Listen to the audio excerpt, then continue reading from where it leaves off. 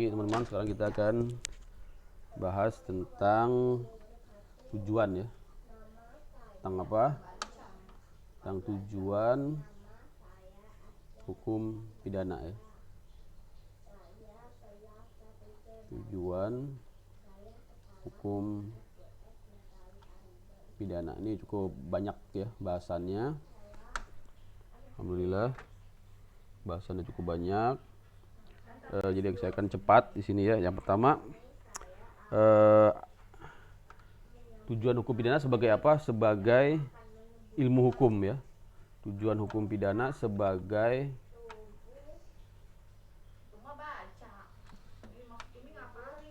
ilmu hukum ya.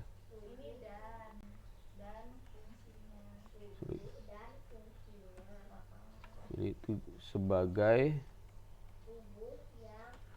ilmu hukum ya. Tujuan hukum pidana sebagai ilmu hukum.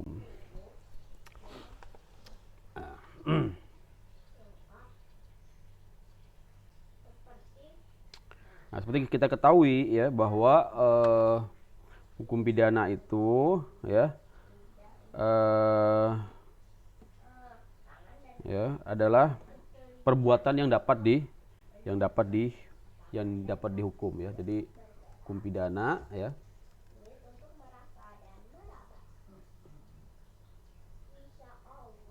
ditinjau ya dari segi pertanggungjawaban ya. Jadi yang dimaksud dengan hukum pidana sebagai ilmu pengetahuan di sini adalah meninjau hukum pidana dari segi pertanggungjawaban. Nanti yang menjadi pokok pembahasannya adalah masalah pertanggungjawabannya. Ya. Maksudnya apa? Maksudnya adalah kalau seorang melanggar pidana ya, maka orang itu dapat dipertanggungjawabkan ya. Nah, jadi ini ya, kecuali ya orang gila ya. Nah, kecuali ya misalnya adalah orang gila ya, orang gila atau di bawah umur. Nah, ini bagian dari kajian ilmu hukum pidana. Kemudian tujuannya apa ya? Tujuannya apa dari ilmu hukum pidana ini ya? Tujuannya adalah ya untuk menemukan asas-asas ya. Nah, ya. Mengkaji ya atau memberikan asas-asas ya. Memberi ya asas ya. Jadi bahasan dari ilmu hukum pidana nanti kita akan banyak sekali membahas tentang asas-asas ya. Memberi asas-asas ya sehingga membentuk suatu sistem ya. Asas-asas ya. Kemudian membentuk sistem ya. Agar hukum pidana ini ya memiliki ya kan sebuah landasan ya.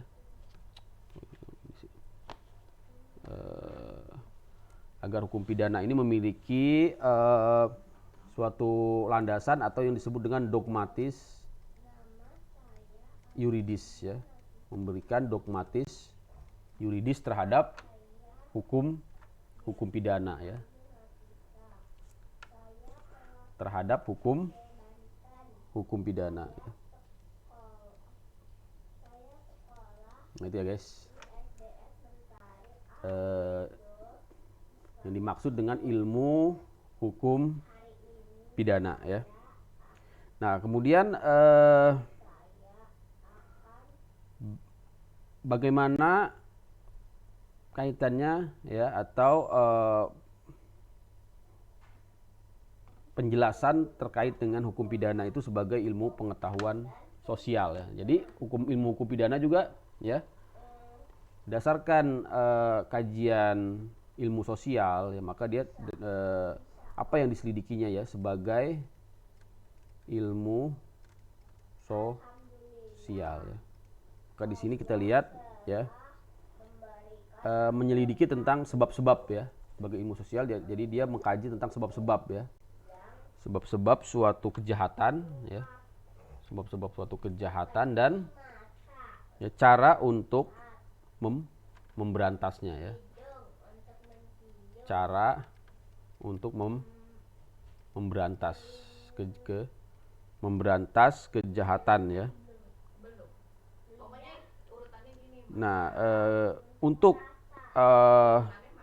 itu ya, maka diperlukan ilmu pembantu ya, diperlukan ilmu-ilmu pembantu ya, ilmu-ilmu pembantu di dalam ilmu hukum pidana, yaitu diantaranya adalah antropologi ya, antropologi, dan apa lagi,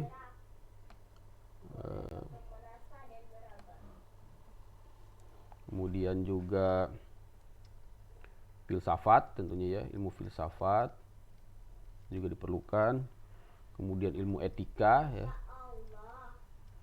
kemudian statistik ya, statistik ilmu pidana, statistik pidana tentunya ya, kemudian ilmu forensik ya, kedokteran forensik ya, kemudian psikologi ya, psikiatri ya, psikiatri ya, atau psikologi juga diperlukan, psikologi hukum tentunya ya, dan terakhir kriminologi. Nah, terkait dengan kriminologi ini memberikan bantuan yang terbesar ya, bantuannya sangat besar sekali ya, bantuan terbesar ya,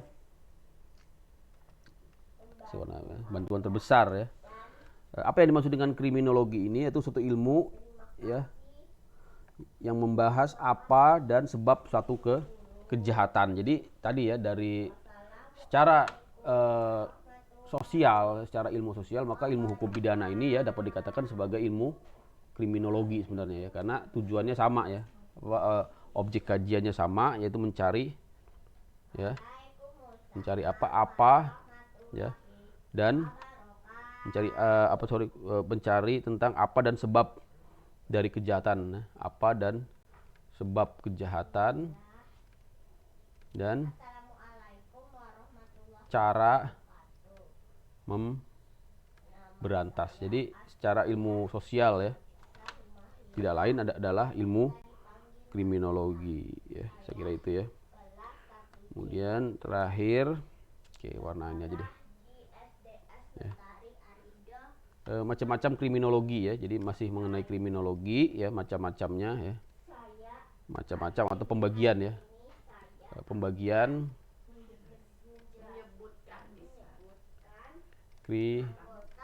kriminologi ya.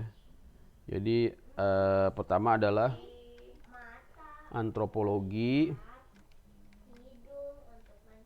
ya, antropologi kriminologi ya.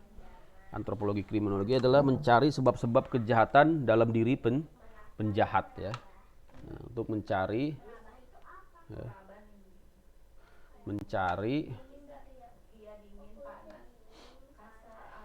sebab-sebab kejahatan di dalam diri ya, dalam diri si penjahat ya. Jadi objek kajiannya adalah sebab-sebab ya, sebab-sebab kejahatan ya, sebab-sebab kejahatan dalam diri si penjahat. Ini adalah ajarannya siapa? Lombroso ya, nanti kita kenal namanya ya, Lombroso ya. Kemudian berikutnya aliran sosiologi ya, pembagiannya ya, bukan aliran, sorry, bidang sosiologi kriminologi ya, yaitu mencari sebab dari kejahatan di dalam masyarakat ya, kejahatan di masyarakat ya, di masyarakat. Misalnya keadaan ekonomi ya, harga-harga yang tinggi, upah yang rendah ya, bagaimana itu menyebabkan terjadinya kejahatan di dalam lingkungan sosial atau masyarakat.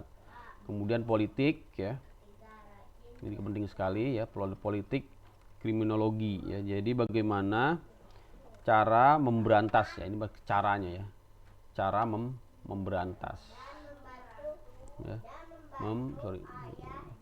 cara memberantas ya kriminal ya. Cara memberantas kriminal. Jadi masuk ke dalam kajian politik kriminologi. Yang terakhir baru tentang statistik ya. Statistik kriminologi, yaitu untuk mencatat ya angka-angka ya tentang kriminologi atau kejahatan. Jadi baik antropologi, sosiologi, politik ya adalah ilmu yang mempelajari sebab-sebab timbulnya kejahatan ya. Baik dari segi si pelakunya maupun segi masyarakatnya ya, termasuk nanti ada dari segi politik ya, dari segi politik untuk melakukan pemberantasan kejahatan. Nah, ada lagi yang disebut dengan aetiologi ya. Aetiologi yaitu sebab-sebab kejahatan ya. Jadi khusus tentang kriminologi kita mengenal yang namanya ya. Teologi kejahatan ya.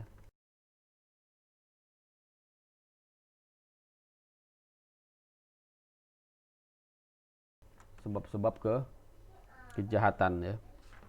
Nah, kalau kita lihat sebab-sebab kejahatan ini nanti kita akan masuk ke bahasan yang cukup banyak yang mungkin kita lihat di video berikutnya. Kita akan membahas tentang aetiologi, yaitu sebab-sebab kejahatan. Baik, sekira itu dulu.